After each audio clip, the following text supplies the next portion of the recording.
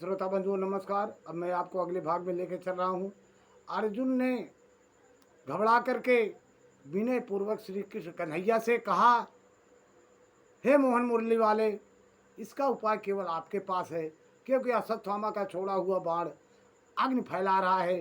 चारों तरफ उसकी धधकती हुई ज्वाला सारे संसार को नष्ट कर देगी, और वह तेज मई ब्रह्मास्त्र तो चलाना जानता है, लेकिन वह दुराचारी पापी उसको वापस करना नहीं जानता। इसलिए आप ही कुछ कर सकते हैं। प्रिय श्रोता बंधुओं, अर्जुन ने कहा, वही तुम अपने प्रभाव से माया मोहित जीव के लिए धर्माधिरूप कल्याणकारी विधान करते हो। हे कन्हैया, तुम्हारा यह अवतार पृथ्वी पर दुखों का हरण करने के लिए और तुम्हारे अन्याय प्रेमी भक्त जनों के निरंतर स्मरण ध्यान करने वाले के सहायतार्थ के लिए है। अर्जुन बोलते हैं कि कन्हैया अब आप करिए, हमारे बस का कुछ है नहीं। तो भगवान श्री कृष्ण कन्हैया मोहन मुरली वाले ने कहा, हे अर्जुन, यह अश्वत्थामा का चलाया हुआ ब्रह्मास्त्र है।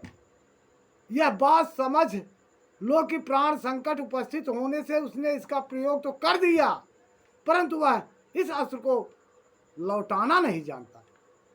किसी भी दूसरे अस्त्र से इसको दबा देने की शक्ति नहीं है। तुम शास्त्र विद्या को भली भांति जानते हो। ब्रह्मास्त्र के तेज से ही इस ब्रह्मांड को प्रचंड आग से जला देगा। अर्जुन, विपक्षी वीरों को मारने के बड़े बड़े शस्त्र बने हैं, लेकिन ऐसा अस्त्र शस्त्र है जो एकदम ही मिटा देता है, लेकिन वह मूर्ख चलाया तो, लेकिन लौटाने की शक्ति उसमें नहीं। भगवान की बात सुनकर अर्जुन ने आचमन किया और भगवान की परिक्रमा करके ब्रह्मा के निवारण के लिए ब्रह्मास्त्र का ही संधान किया। अर्जुन भी ब्रह्मा को नमन करके अपना भी ब्रह्मास्त्र छोड़ दिया। बाणों से विशिष्ट उन दोनों ब्रह्मास्त्रों को तेज प्रलयकालीन एवं अग्नि के समान आपस में टकराकर सारे आकाश और दिशाओं में फैल गए और बढ़ने लगे। तीनों लोक की जलाने वाली उन दोनों अस्त्रों को बढ़ाई हुई ललटों से प्रजा जलने लगी, और उसे देखकर सबने ही समझा कि यह प्रलयंकारी सार्वतक अग्नि है। सभी लोग देख रहे हैं, परेशान है। दोनों ब्रह्मास्त्र आपस में टकरा गए हैं। प्रिय श्रोता बंधुओं,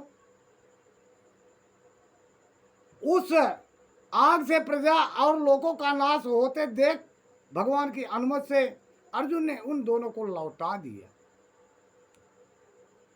अर्जुन की आंखें क्रोध से लाल लाल हो रही थी। उन्होंने झपट कर उस क्रूर अश्वत्थामा को पकड़ लिया, क्योंकि अर्जुन में वो ताकत थी लौटाने की बाण। उसका बाण जब अपना ब्रह्मास्त्र छोड़े तो उस ब्रह्मास्त्र के साथ उस बाण को भी समेट कर उस मंत्र द्वारा वापस कर दिए और निहत्था हो गया अश्वत्थामा। अर्जुन की आंखें क्रोध से लाल हो रही थी, गुस्से में उनकी शरीर कांप रही थी। उन्होंने झटपट उस क्रूर अश्वत्थामा को पकड़ लिया और जैसे कोई रस्सी से पशु को बांध ले वैसे ही बांध लिया। अश्वत्थामा का बलपूर्वक बांधकर अर्जुन ने जब शिविर की ओर ले जाना चाहा, तब उसमें कमल नयन भगवान श्री कृष्ण ने कुपित होकर कहा। वो भी गुस्सा हो गए, लेकिन भोले यानी कृष्ण कन्हैया का गुस्सा दिखावटी था। बोले, अर्जुन, इस ब्राह्मण को छोड़ना ठीक नहीं है, इसको तो मार ही डालो। इससे इसके अंदर सोए हुए निरापराध बालकों की हत्या करने की ताकत जो बढ़ी थी वह छड़ जाए। धर्मवेता पुरुष असावधान मतवाले सोए हुए बालक स्त्री विवेका शून्य शरणागत रथहीन और भयभीत शत्रु को कभी नहीं मारना चाहिए, लेकिन इसे मार ही डालो। कन्हैया क्रोधित होकर बोले और बोले, परंतु जो दुष्ट और क्रूर पुरुष दूसरों को मारकर अपने प्राणों का पोषण करता है उसका तो वध ही उसके लिए सदैव कल्याणकारी होता है। अपने स्वार्थ के लिए दूसरे का वध करे, दूसरे का धन छीने, दूसरे का अपमान करे, दूसरे को समुद्र के खाई में डाल दे, ऐसे पुरुष को मार डालना ही संसार में उचित होता है। ये अनुचित बात वेद शास्त्रों में भी नहीं लिखी है। कन्हैया क्रोधित होकर के अर्जुन से इस प्रकार कहते हैं। प्रिय श्रोता बंधुओं, क्योंकि वैसी आदतों को लेकर यदि वह जीवित है तो और भी पाप करेगा और अपने पापों के कारण नरकगामी तो होगा ही, फिर वह संसार में इतना पाप फैला देगा कि उसका अनुसरण करके लोग पाप करने पर उतारू हो जाएंगे। तुमने द्रौपदी से प्रतिज्ञा की थी पार्थ, जिसने तुम्हारे पुत्रों को वध किया है उसका सिर उतार लाऊंगा। इस पापी कुलंगार अत्याचारी को तुम्हारे पुत्रों का वध किया है और अपने स्वामी दुर्योधन को भी दुख पहुंचाया है, इसलिए अर्जुन इसे मार ही डालो।